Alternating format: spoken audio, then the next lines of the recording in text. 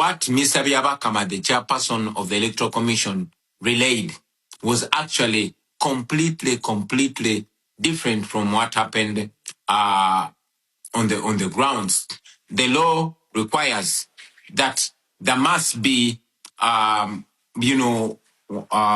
coordination in the tallying of the results. That did not happen.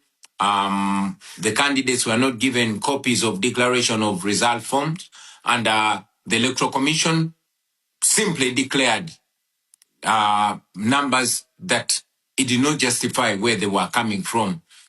As we speak, we are still demanding that the Electoral Commission uploads the declaration forms so that the nation can be able to follow in transparency, so we can be able to compare the evidence that we have, the declaration of result forms that we have, to what was paraded by the Electoral Commission. But up to now, they've not uploaded the results on the internet like it's supposed to be.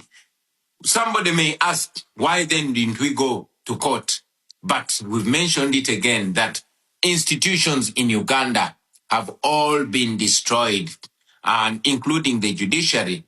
The manner of appointment of the Chief Justice recently is evidence to that. The Chief Justice was sworn in General Museveni's farm.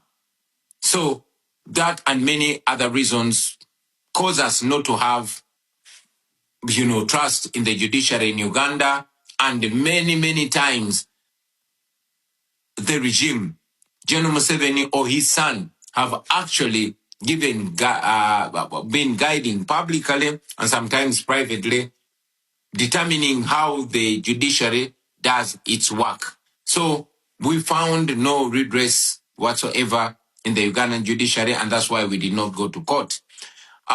We have presented some asks which I want to reiterate here. We've asked for targeted sanctions that target particular individuals and regime officials that have, excelled in gross human rights violations. We believe that will curb their appetite in abusing,